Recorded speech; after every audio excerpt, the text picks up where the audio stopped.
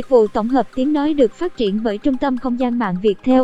Cô gái trẻ mới thuê nhà trọ ở được khoảng 5 tháng, hiện đang làm thủ tục chuẩn bị đi nước ngoài thì xảy ra sự việc. Giọng đọc cung cấp bởi Tập đoàn Công nghiệp Viễn thông Quân đội Viettel.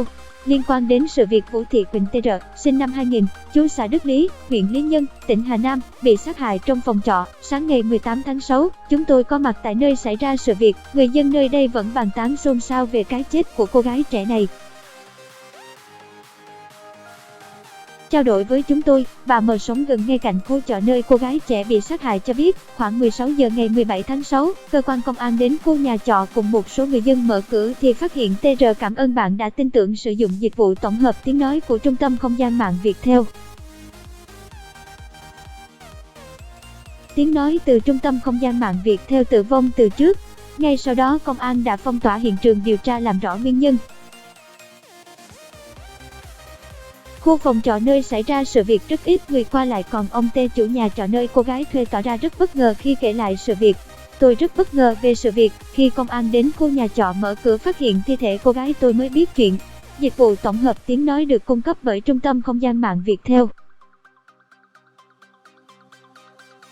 Qua hỏi han thì tôi được biết là một nam thanh niên nghi là bạn trai của TR sát hại bạn gái, khép cửa phòng trọ rồi bỏ trốn lên tận Lạng Sơn rồi tự thú trên đó. Giọng đọc cung cấp bởi Trung tâm Không gian mạng Viettel. Sau cơ quan công an ở Lạng Sơn báo về cho công an địa phương mới biết sự việc, ông T bạn đang nghe tiếng nói nhân tạo từ Trung tâm Không gian mạng Viettel. Bản quyền thuộc về Tập đoàn Công nghiệp Viễn thông Quân đội Viettel cho hay. Theo chia sẻ của chủ nhà trọ, nạn nhân TR cùng mẹ đã thuê nhà ở khu trọ này khoảng 5 tháng trước. Dịch vụ tổng hợp tiếng nói cung cấp bởi Trung tâm Không gian mạng Viettel. Tuy nhiên, hai mẹ con lại thuê hai phòng khác nhau. Mẹ TR kiếm sống bằng nghề bán xôi, bán bánh bao ở khu Hồ Đền Lự, còn TR sống khá khép kín, ít tiếp xúc với mọi người. Tôi chỉ biết TR mới đi nước ngoài về, đang chuẩn bị làm thủ tục đi tiếp thì xảy ra sự việc. Cảm ơn bạn đã sử dụng giọng đọc nhân tạo của Viettel.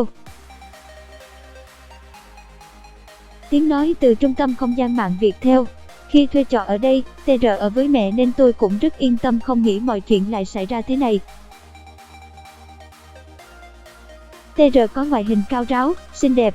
Cô ấy học hay làm tối thì tôi không rõ, thi thoảng ban ngày ghé qua khu dãy trọ thì TR. Bạn đang nghe giọng đọc phát hành bởi Trung tâm Không gian mạng Viettel.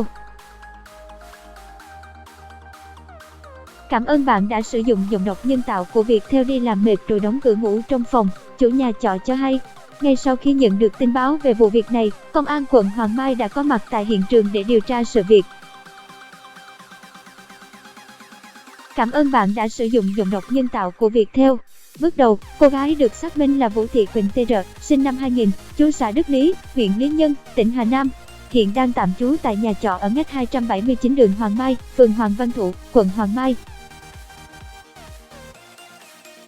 Phòng trọ nơi cô gái bị sát hại. Thu thập thêm thông tin, Công an quận Hoàng Mai xác định nghi phạm là Nguyễn Duy Cường, 25 tuổi, ở Lào Cai. Giọng đọc cung cấp bởi Tập đoàn Công nghiệp Viễn thông Quân đội Viettel.